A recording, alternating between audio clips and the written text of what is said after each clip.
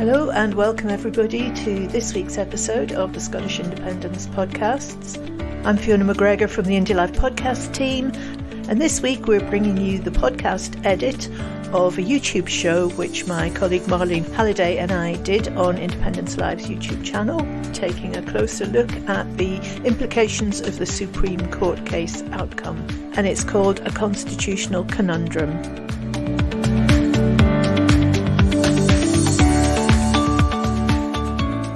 Having had the Supreme Court judgment, we're now going to have a look at some of the fallout from that. And in particular, we've got two different events we're going to draw on. One is a Glasgow South Side Zoom meeting with Professor Aileen McHarg, and the other was an Opposition Day debate at Westminster called by the SNP on the topic of this is no longer a voluntary union, how do we leave?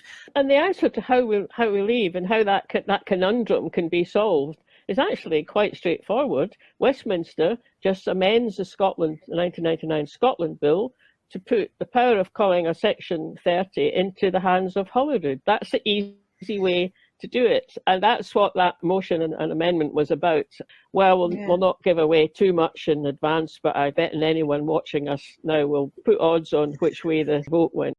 Yeah, indeed. Just to apologise a little bit, because the quality of sound from Aileen's end was just a bit intermittent, and we, at various points in the meeting we stopped and when we tried to sort that out and we couldn't do it. So it's not the best of sound, but it really is worthwhile focusing in and finding out what she has to say. We've got four main themes coming out of it. So the first batch of clips, they're all just very short, is on that question of the right to self-determination. Who can hold a referendum?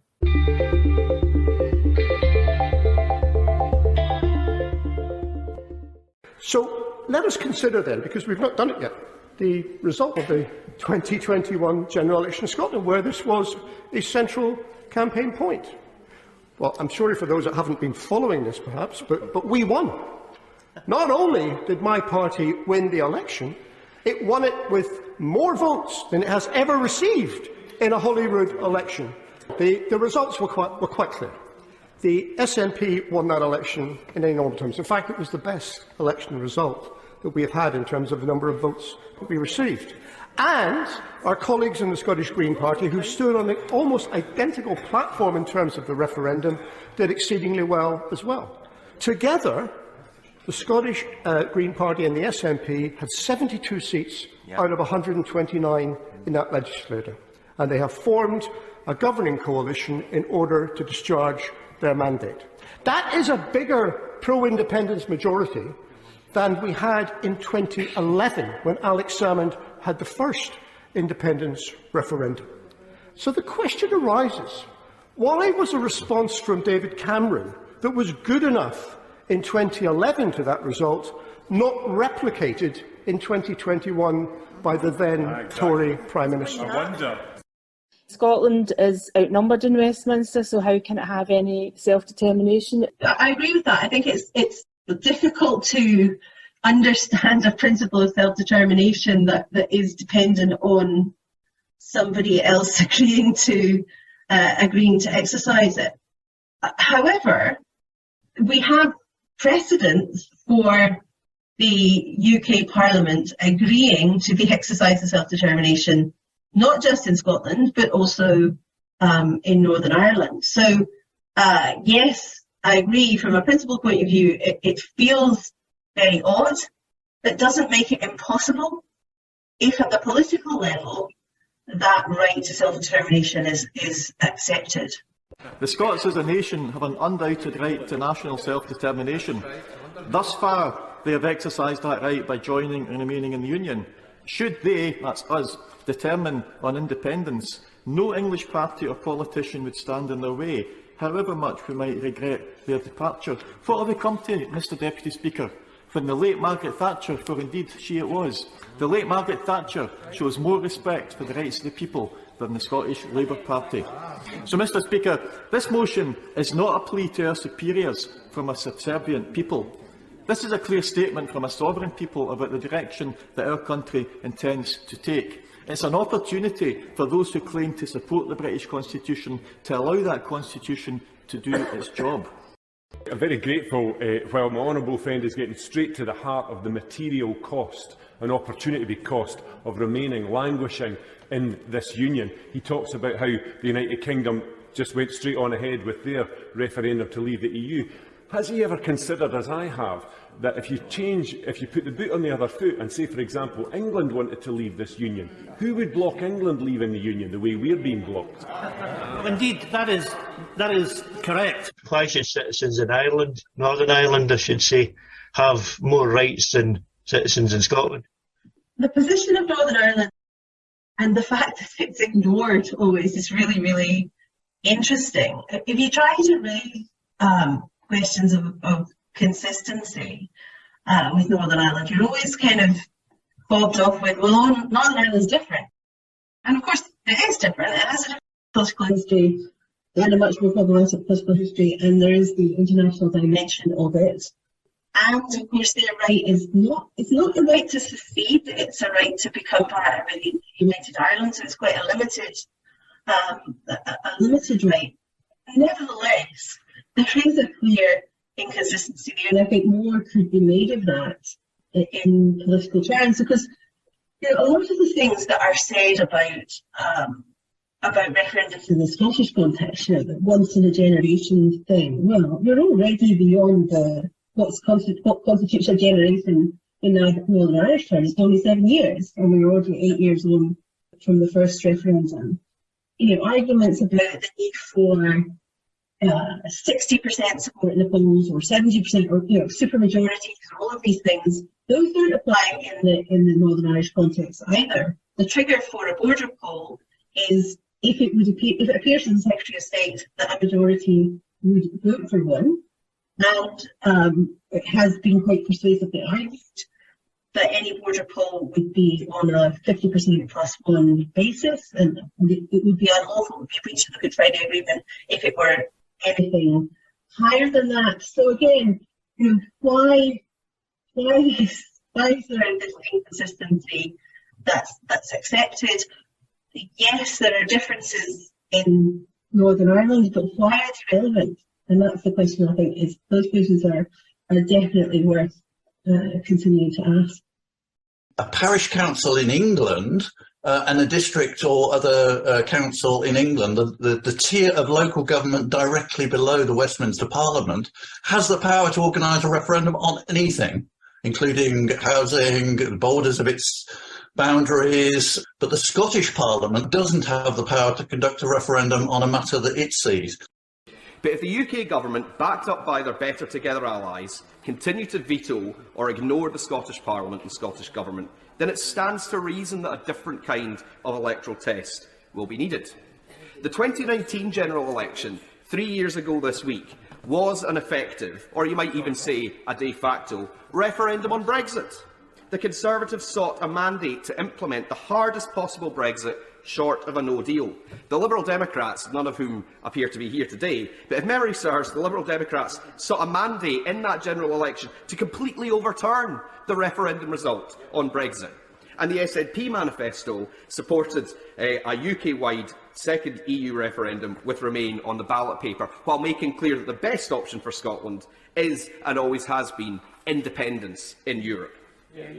So political parties are absolutely entitled to put their proposition to the voters, and the voters make up their mind. Labour, apparently, intends to stand at the next election on a platform for sweeping constitutional reform, abolition of the House of Lords, a new devolution settlement, even though Labour established the current devolution settlement through a series of referendums. But their position now seems to be that a Labour government, elected on 45% of the vote, maybe, of the UK-wide vote, would have a mandate to completely reform the United Kingdom Constitution, to completely reform the current devolution settlement, but an overall majority of votes for pro-independence candidates in Scotland would not constitute a mandate for anything. I'm not sure how they make that add up.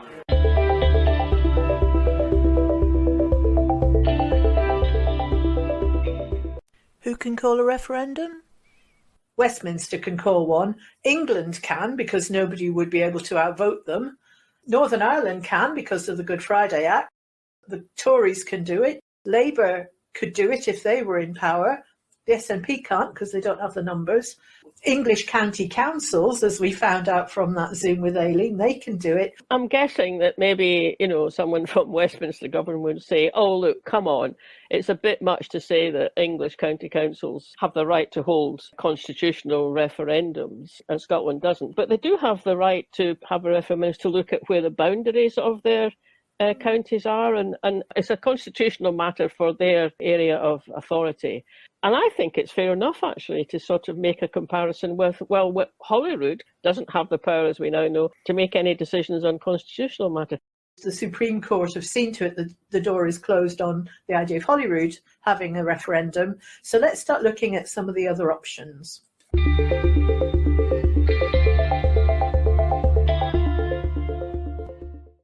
No referendum bill can be introduced into the Scottish Parliament unless and until the Scotland Act is amended, and since that seems very unlikely to happen, it means there won't be a referendum next October. Now, the Scotland Act could be amended in one of two ways, two main ways.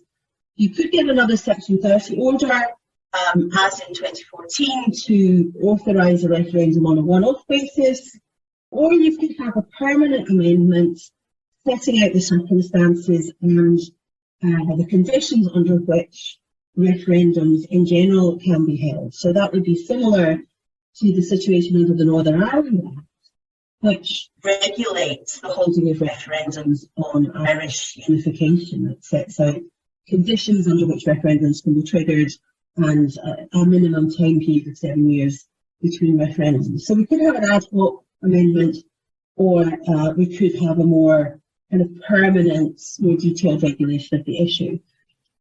So that makes the achievement of independence primarily a political issue. It becomes a question of persuading the UK Parliament to legislate for it.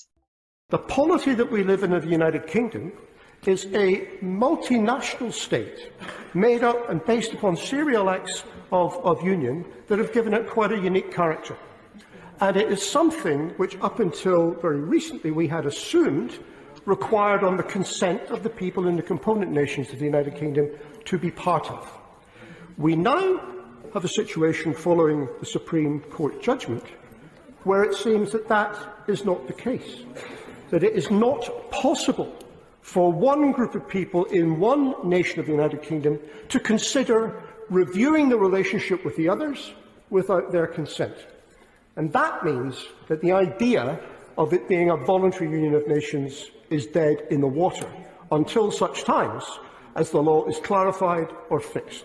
And it is in an attempt to clarify and fix the British Constitution that we actually present this bill to the House today. Because if you pass this motion, it will then allow for a situation for the leader of my party to do what the leader of the government ought to have done, and that is bring forward amendments to the 98 Act to allow the Scottish Parliament the power and competence to be able to do the things that the Supreme Court ruled it could not do, and which everyone thought previously it was able to do. And we're here talking about Scotland's future because we're stuck. We're in a constitutional conundrum. We've got a situation that we can't get out of. We've got a situation that there's no way out of. And that was proven by the Supreme Court judgment. The Supreme Court judgment effectively said there is no current democratic way for the people of Scotland to get out of this union, even if they want to. Even if the people of Scotland, which they continually do, vote for parties that support having an independence referendum, even if they keep doing that, there is no way out of this situation without the UK government giving a Section 30 order. There is no way out of this voluntary union of nations. We are stuck in this voluntary union, whether we like it or not.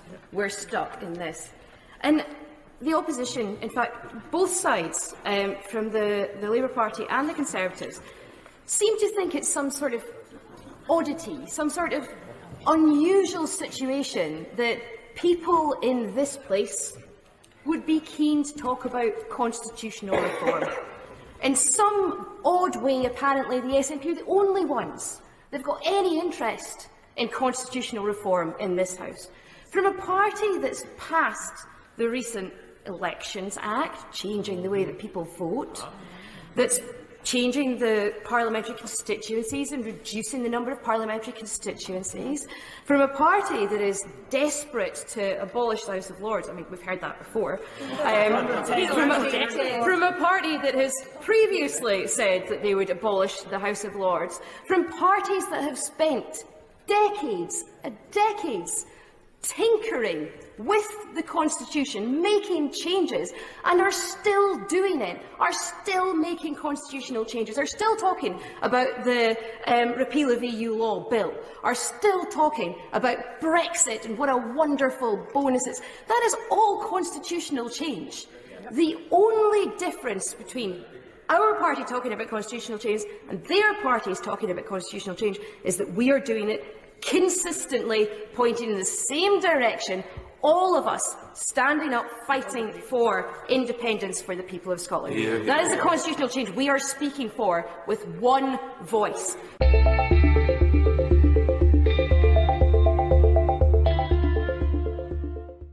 Yeah, so if you're listening to Kirsty there, you'll have seen where we got the title for this programme from, and she used it, a constitutional conundrum. And I was just quite struck with it. She says, well, we're stuck. And that's it, isn't it? We're stuck. I mean, I'm sure we'll find a way, and a way will emerge, and we'll find a way out of it. But at the moment, we're stuck. And I was quite struck, again, when she said, the other parties in this House seem to think it's strange to want to talk about constitutional matters. But the Labour Party have just said, they're going to abolish the House of Lords. That'll be in their next manifesto. That Scottish interests can't do anything, or if they want to talk about it, they get, people's responses, oh, you're always talking about constitutional matters. And as she says, well, the Labour Party are talking about abolishing the House of Lords, but we have heard that before from them. I think the first time they said it was 1921.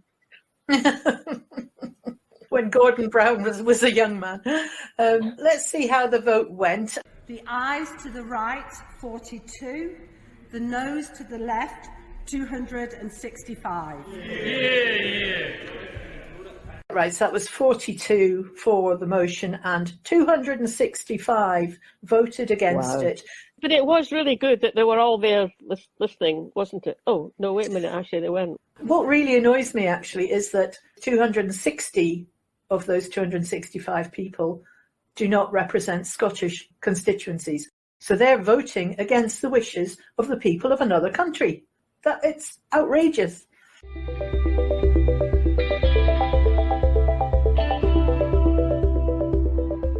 What about the claim of right? There just seems to be so many different perspectives on this, so many different views, from people who absolutely think it's the answer to people who dismiss it completely, and everybody else is somewhere in the middle. Drawing from both of these events we've been looking at, and also tapping into what I thought was a very well-delivered speech by Leah Gunn-Barrett at the Time for Scotland event, let's just have a look at the sort of range of views. Personally, I haven't made my mind up about, just how crucial or important the claim of right is. In modern times, obviously crucial and important way back in 1689. But yeah, for me, it throws up more questions. So see what questions it gets thrown up for yourself.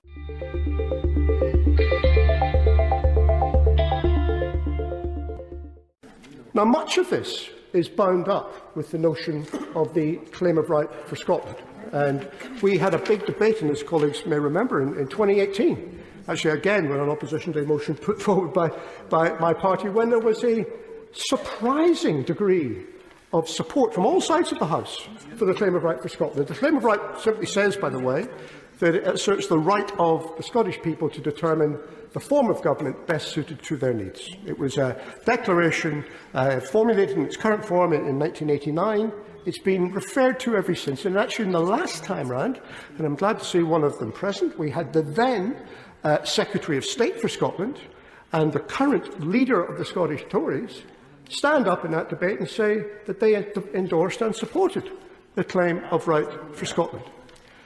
Well, you cannot have the claim of right for Scotland and a situation where we don't live in a voluntary union and it can never be exercised.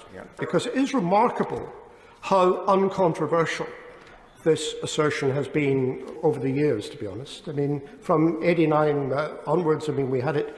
It underpinned the '97 legislation, which led to the referendum and devolution.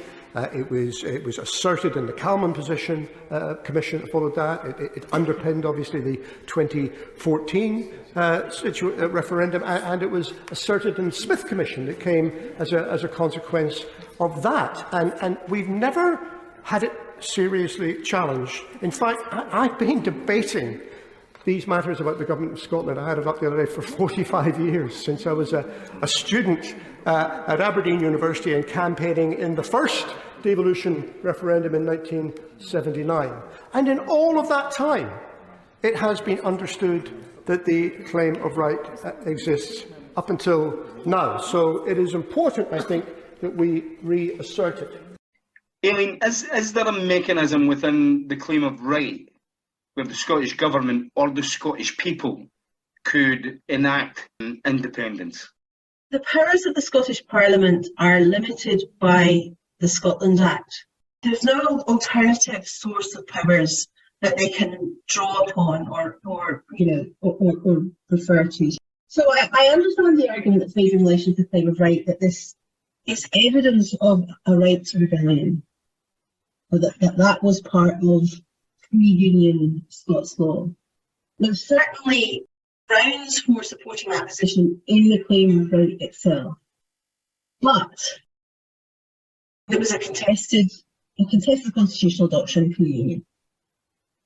It is highly uncertain that it survived the Union, and even if it has survived the Union, none of the details are worked out there.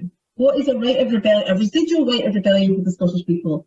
How is that operationalised? Who puts it into practice? What are the trigger conditions for it? Who decides?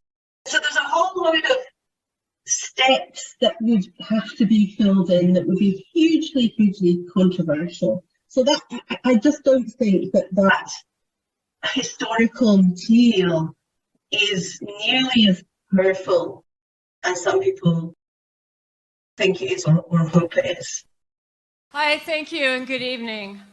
Today's UK Supreme Court decision is not only irrelevant, it's illegal. Because Scotland's constitution is still in force, in principle and under international law. There was never any need for the SNP leadership to ask another nation's court for permission to do something we've always had the power to do for ourselves. The principle of the sovereignty of the Scottish people over any government or parliament was upheld in the 1689 Claim of Right, which was inserted into the 1707 Treaty of Union by the Scottish negotiators as a precondition of the treaty and of the Union. It was ratified by the two parliaments as a guarantee that the Scottish Constitution would remain in force after the UK was created. In fact, recently, King Charles III swore allegiance to the claim of right, and Westminster has acknowledged it on 3 separate occasions, in 1989, 2012, and 2018. By contrast, England's unwritten constitution is based on parliamentary sovereignty over the people, which is the polar opposite of Scotland's popular sovereignty. Westminster is not sovereign in Scotland, the people are. The claim of right gives the Scottish people the power to sack a government that fails to uphold their rights and interests. The Convention of the Estates, a tribunal of Scottish citizens, had the power to depose a corrupt government and replace it with one that served the common good and upheld the people's sovereignty. I don't think there's a plausible argument that can be made that as a matter of domestic constitutional law, Scotland has a legally enforceable right to become independent. I know there are a variety of arguments that have been put forward in this area, most recently arguments based around the claim of right, but in legal terms, these are very weak arguments as well as historically highly contentious, and it's very, very unlikely in my view that you will ever persuade a court. In the contemporary constitutional order, the people of Scotland have a legal right to secede from the UK under domestic law. And in any case, they come nowhere near, even if these fragmentary legal principles and precedents mean anything, they don't come anywhere close to establishing a clearly set out pathway towards independence. In 1707, Scottish Parliament was not dissolved, it was put into abeyance. It has now been taken out of abeyance, and the laws that were pertaining to the Scottish Parliament back in 1706 to 1707 were not repealed. So they are still live. In legal terms, it's a highly controversial statement to say that the contemporary Scottish Parliament is just the reincarnation of the pre-Union Scottish Parliament. I mean, it's institutionally nothing like it, and its legal provenance is an act of the UK Parliament, not some sort of historical route. And it's also problematic to say that everything that was in existence pre-1707 somehow survives unchanged. I mean, some of it was changed by the Treaty of Union. It just was. And the Treaty of Union states that it is permanent. It doesn't contain a mechanism for its own dissolution. And we're talking about centuries ago. The law, some aspects of the law have continued in force, but large parts of it, and particularly our understandings of how we should be governed and what the legitimate principles of democratic government are fundamentally different to what they were in 1707. So I think there's all sorts of technical and also principled objections to the idea that somehow we can just revive pre-1707 constitution and somehow put that into effect.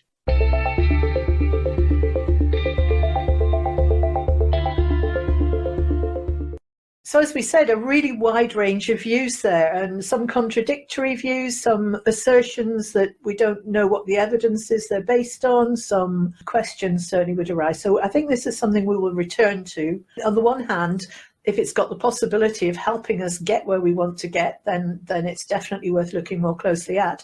And on the other hand, if it's a non-starter, why are we putting all this energy and effort into it if it's leading us down a blind alley? I just don't know what the answer is right now. Yeah.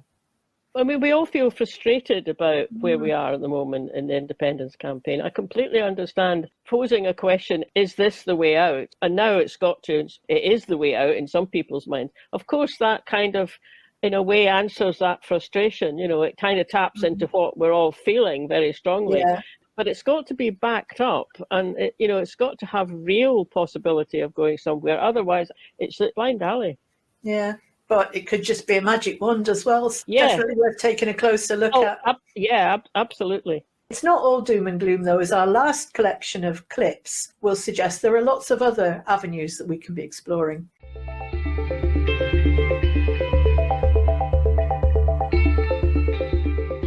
The thing that's really struck me over the past few years, UK politicians, of course, have been saying repeatedly, no, you can't have a referendum.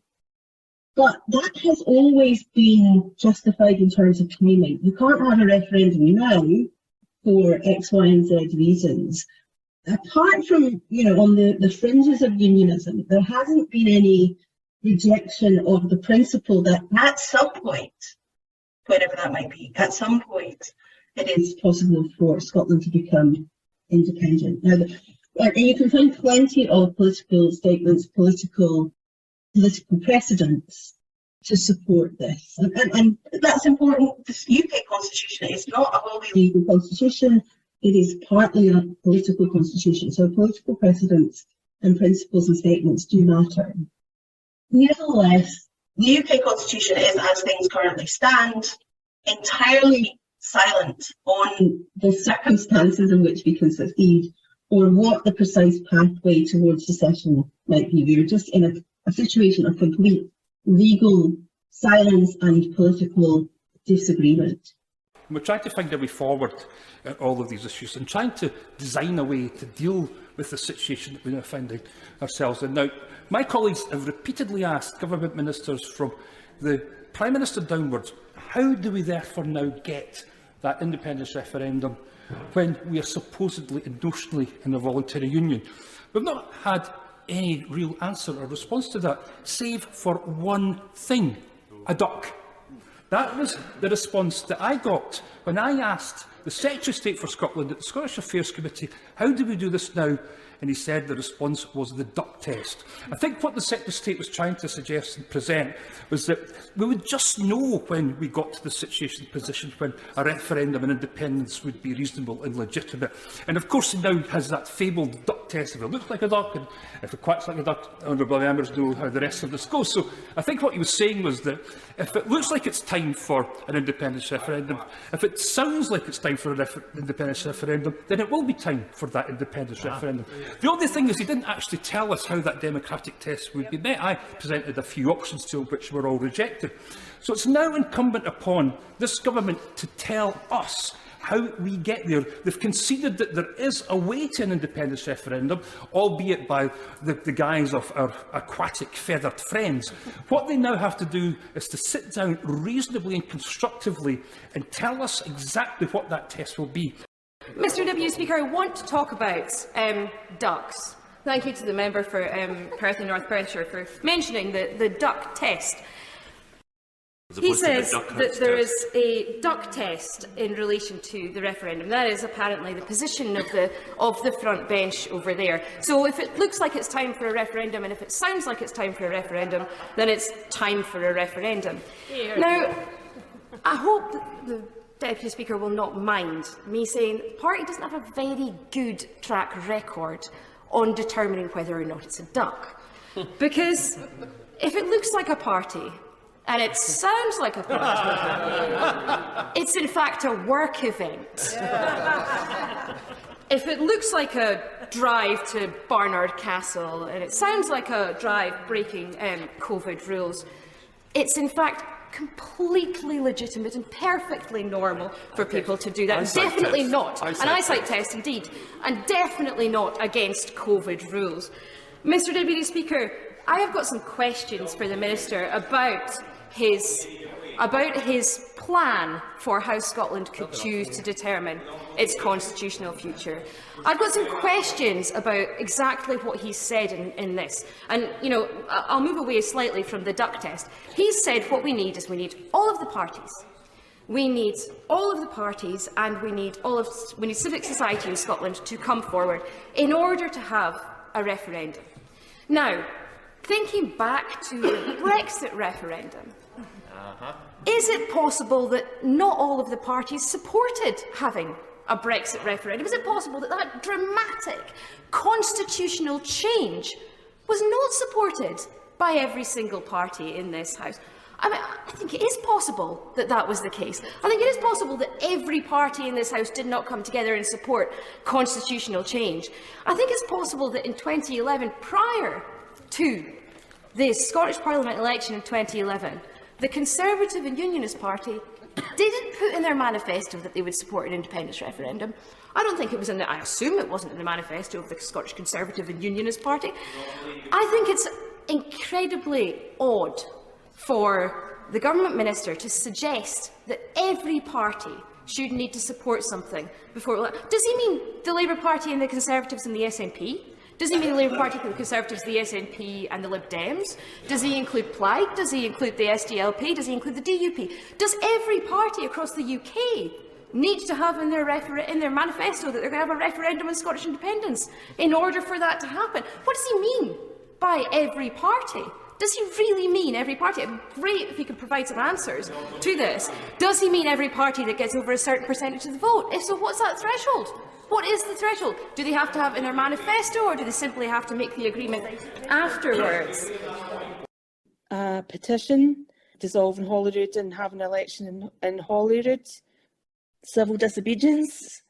There are multiple political tactics that could be considered. It wouldn't be impossible, I don't think, to engineer a dissolution of Holyrood if the Scottish Government resigns and blocks the formation of an alternative government within 28 days. General election would have to be held, so you could treat that one as as a plebiscite election.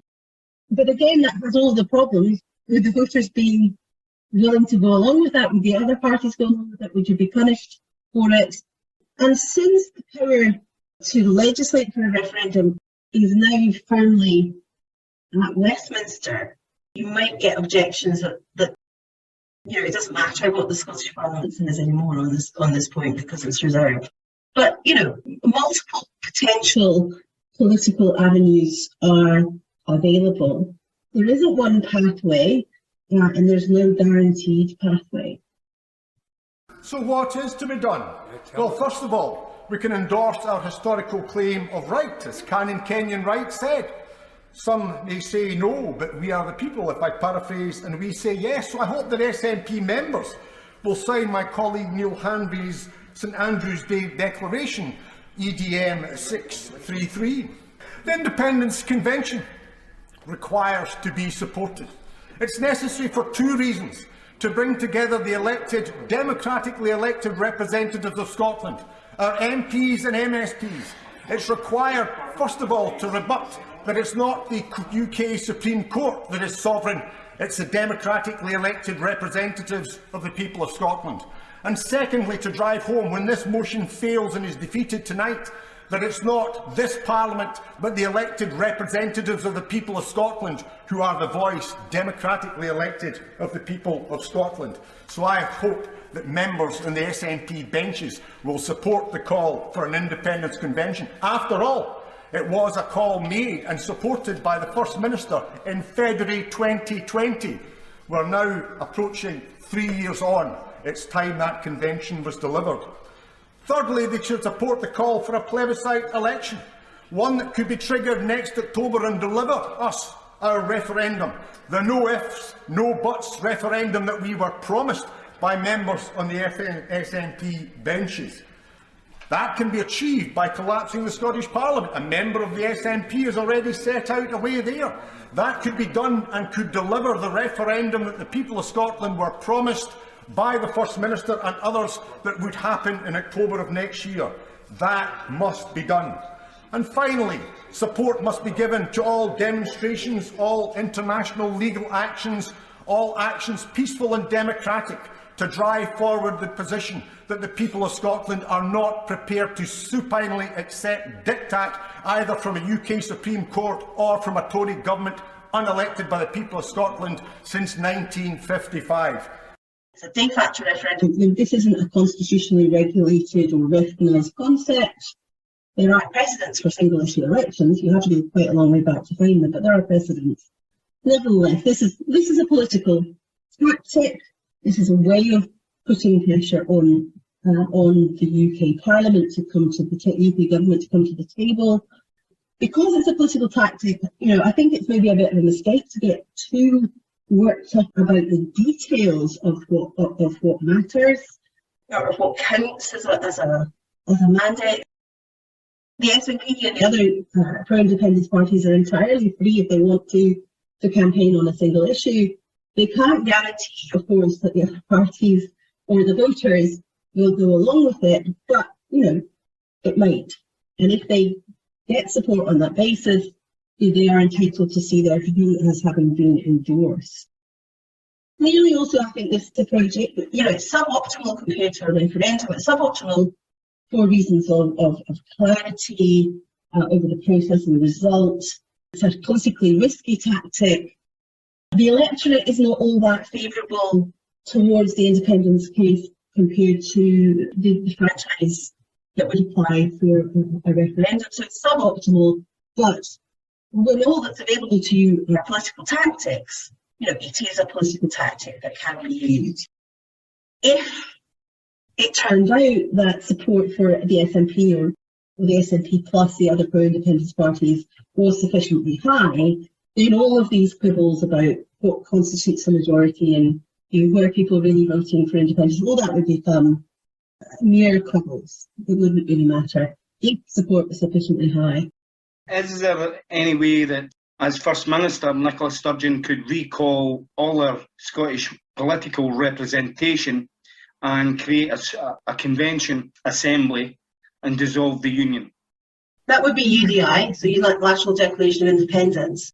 UDI is not unlawful under international law. Now that might sound a little bit contradictory because I just said there's no right to secede under international law, but a right to do something and no ban on doing something, these are different things. So there's no right to secede, but at the same time, unilateral declarations of secession are not contrary to international law. The problem with UDI is that, as the ICJ has clearly recognised, there is no obligation on any other state to recognise the UDI. And independence is only effective if it's recognised by other states. So you can only become an effective independent state if other states are prepared to recognise you. So, sometimes UDIs will be effective, sometimes they will be recognised by other states, sometimes they're partially recognised, i.e. they're recognised by some but not others. In some cases they're not recognised at all. I mean, Catalonia's UDI is obviously the big warning flag there. But even if it was even if we had a sort of partially successful UDI with partial recognition, I think you can pretty much guarantee that the UK would not recognise it. It took a very long time for the UK to recognise what was then Rhodesia's UDI as our neighbour and as our biggest trading partner and all of those things. That would be a real problem. The other real problem is that we almost certainly wouldn't get back into the EU because Spain would definitely veto us. There's absolutely no doubt about that. So I think for that reason, the Scottish Government has always ruled out UDI. By whatever route you get to it, the First Minister has always ruled out UDI because she thinks it would not lead to effective independence, and I think she's right on that. Our colonial status explains the ongoing plundering of our resources, the feudal system of land ownership, the loss of 4 million Scots who were killed, displaced, and deported to overseas English colonies. It explains the vast wealth inequalities, the persistent poverty, the absurdity of an energy-rich nation having fuel-poor citizens, and the lowest state pension in the developed world. It explains decades of Westminster governments we did not vote for, and it explains why Scots don't know their own language, history, and constitution, because the colonial power has suppressed them. And it explains why a UK Supreme Court believes it can tell Scotland what it can and cannot do. This is a question that's come up quite a bit. It's been thrown up by the Supreme Court, this question of, are we a colony? And the reason it's important is because if we are a colony, then we have certain rights. But if we're not a colony, we don't have those rights, which is interesting. Being a de facto colony, does that mean we can go to the ICJ? So 2 points to that. One, we can't go to the ICJ because there's no right of individual petition to the International Court of Justice. Only states can take cases or UN organs, so there's no direct pathway to the ICJ. But even so, I don't think it's plausible to say that Scotland is a de facto colony. I mean, there's an important legal difference between colonies and parts of the UK, which is that if you are part of the UK, you're represented in the UK Parliament. Now, I accept, of course, that representation, because of the asymmetry of the UK, is very imbalanced. But nevertheless, there is a fundamental difference between being subject to the decisions of a Parliament that you have no say whatsoever in its deliberations versus one that you are at least formally a party. And we have the Scottish Parliament. So we do have a high degree of internal self-determination. So I think that the de facto colony arguments are not very plausible as they stand. I first came across that kind of distinction last year sometime. I thought I must find out a bit more about the whole Quebec independence movement and the decisions that arose from that. They nearly made it in the second referendum, but after that, the Canadian federal government asked the Canadian Supreme Court to look at the question. And I think it was out of that that this whole distinction of a colony arose. And if you're a colony, you don't have things like representation in the overall parliament or wherever the power lies. You can't send representatives to it. There are no examples of you and your people in, holding positions of power and authority in that way. So I think that's part of the reason why Scotland can't be described as a colony, because we've got representation. We've got Scots who've been prime ministers. We've got plenty of Scots in positions of authority.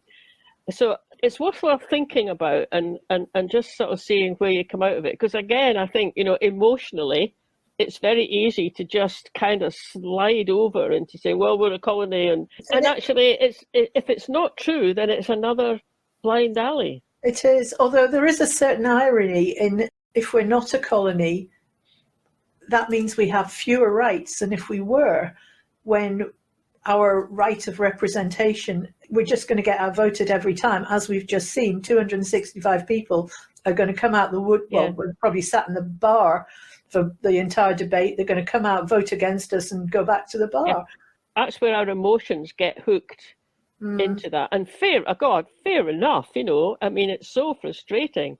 But lay that aside a little bit and then just think, well, we may well be wishing now that the group of Scottish commissioners who put together the 25 articles of the Treaty of Union in 1707, we may well wish that they hadn't done it the way they did, but they did. And there was a group of English commissioners, Scottish commissioners, and there was agreement and there was assent to it by our Parliament in Edinburgh and the English Parliament in London. And yeah, we can go, God, I wish they hadn't done it, but they did. It is frustrating, but as well as we keep saying, no point in heading down blind alleys. We need to put our energy and our focus where it can come to, a good outcome. The Yes movement needs to be careful not to get too caught up or too het up about the whole process of where we are and more where we aren't at the moment, because the main job is what it always has been. It's to persuade only a few more percent, but we do have that percentage of Scots still to persuade, and we're getting there. And ironically, I think the ruling from the Supreme Court has helped that. It looks so far it looks like there's been a significant shift, but we need to shift it some more, and that's what our job is. And that's a point which Aileen summed up very well, I thought. You lot are the political activists, not me. You have to decide, work that out. There is no single prescribed route by which you can guarantee that outcome. But it's not an outcome that is impossible, legally impossible to achieve. It's one that is going to have to be brought about by political pressure, political persuasion. And I don't have a better answer than that.